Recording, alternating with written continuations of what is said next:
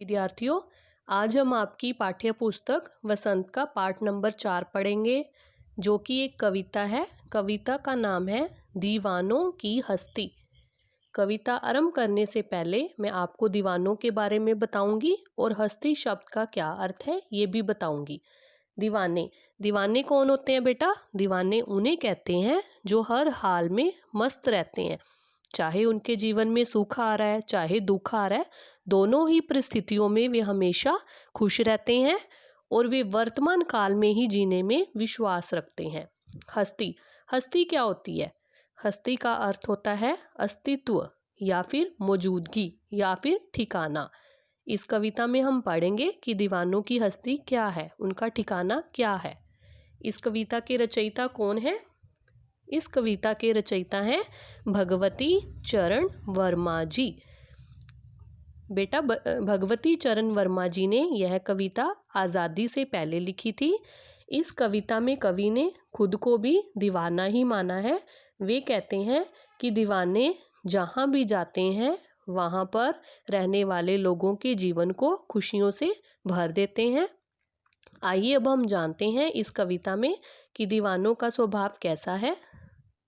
पहला पद्यांश, हम दीवानों की क्या हस्ती है, आज यहाँ कल वहाँ चले, मस्ती का आलम साथ चला, हम धूल उड़ाते जहाँ चले।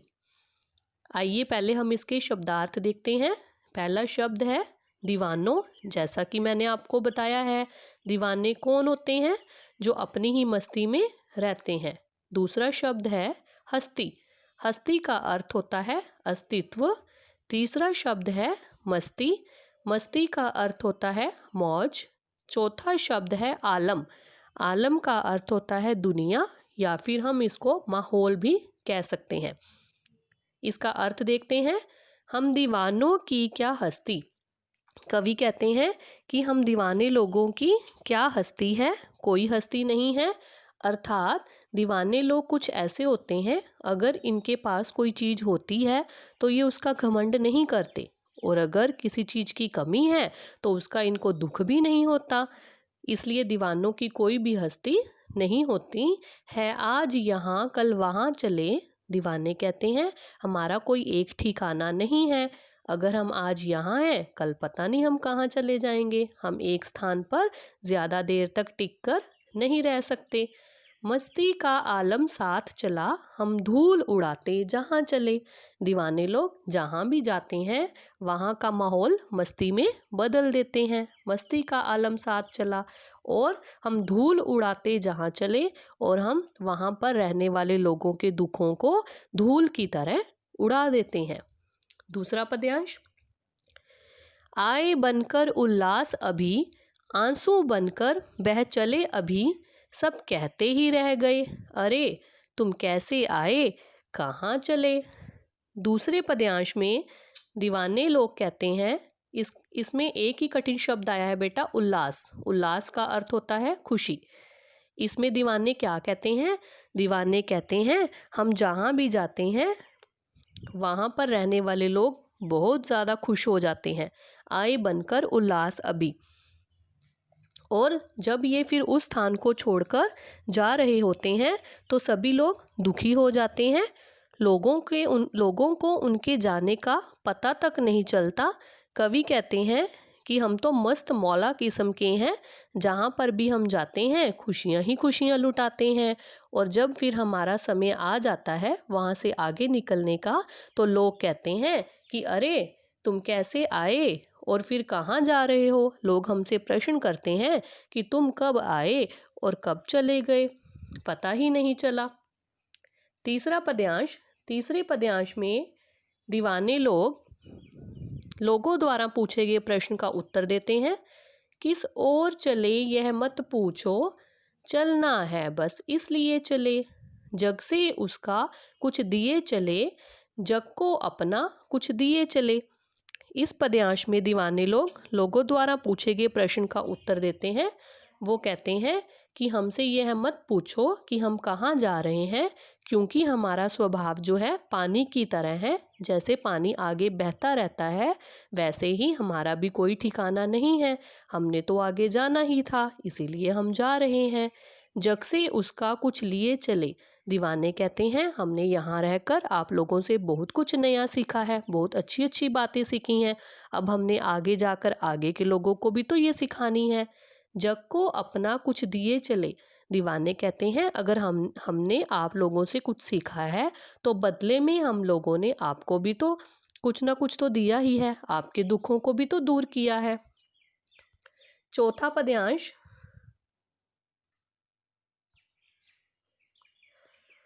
दो बात कही दो बात सुनी, कुछ हंसे और फिर कुछ रोए।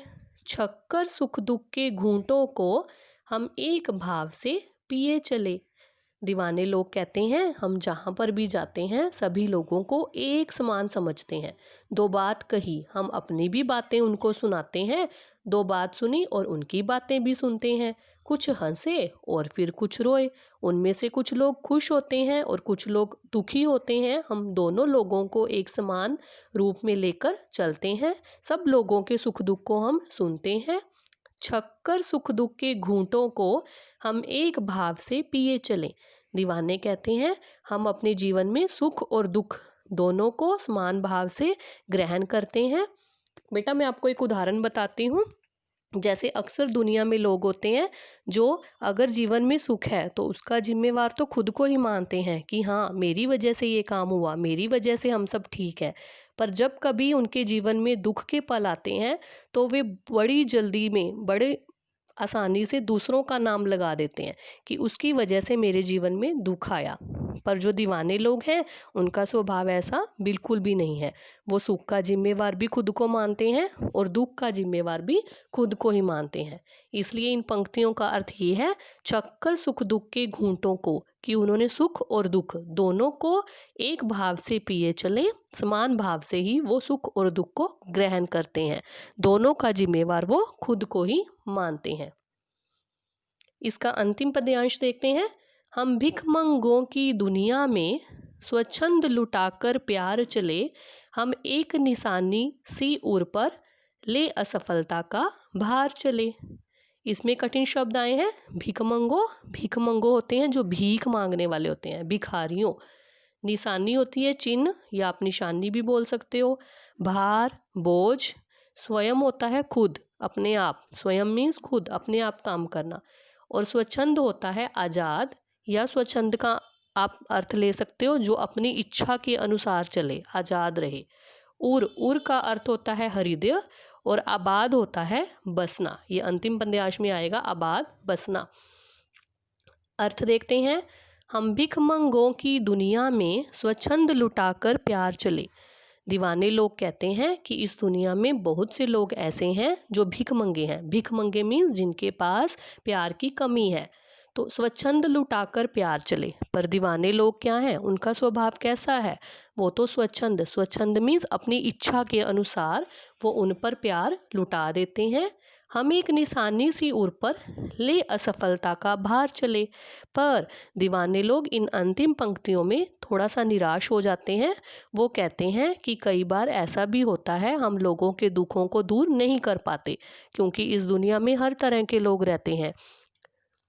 कुछ लोग अपनी पुरानी विचारधाराओं के साथ ही जीना ज़्यादा पसंद करते हैं, तो ऐसे लोगों का दुख दूर करने में हम असफल हो जाते हैं। फिर हम उस असफलता का भार एक निशानी के तौर पर अपने साथ लेकर आगे चल पड़ते हैं। इसका अंतिम पद्यांश है। अब अपना और पराया क्या, आबाद रहें रुकने वाले, हम स्वयं बंधे थे और स्वयं हम अपने बंधन तोड़ चले। इस पद्यांश में एक ही शब्द कठिन आया है, आबाद। आबाद होता है बसना। इन अंतिम पंक्तियों में कवि कहते हैं कि अब उनके लिए दुनिया में कोई भी अपना या पराया नहीं है। अब अपना और पराया क्या, आबाद रहें रुकने वाले। जो लोग एक मंजिल पाकर वहीं ठहर जाना चाहते हैं उन्हें कवि ने सुखी और आबाद रहने का आशीर्वाद दिया है। आबाद रहें रुकने वाले मीन्स रुकने वाले यहाँ पर अर्थ है जो दुनियादारी में बंधे हुए हैं, फंसे हुए हैं। तो दीवाने लोग उनके जीवन के लिए भी शुभकामना करते हैं। हम स्वयं बंधे थे और स्वयं हम अपने बंधन तोड़ चले। मगर कवि खुद एक जगह बंद कर नहीं रहना चाहते हैं, इसलिए उन्होंने अपने सभी सांसारिक बंधन तोड़ दिए हैं। दीवाने लोग कहते हैं हम स्वयं बंधे थे, कि हम भी इस दुनियादारी में फंसे हुए थे, पर हमारा स्वभाव कैसा है कि हम इसमें बंध कर नहीं रह सकते और स्वयं हम अपने बंधन तोड़ चले। इसलिए हमने अपने इन सांसारिक बंधनों को स्वयं मीन्स खुद अपने आप ही तोड़ा है और अब वो अपने चुने हुए मार्ग पर आगे बढ़ते जा रहे हैं। वो इसी में ही खुश हैं और संतुष्ट हैं। यहाँ पर हमारी कविता समाप्त होती है। मैं आशा करती हूँ आपको कविता की हर पंक्ति बहुत अच्छे से समझ में आ गई होगी। धन्यवाद।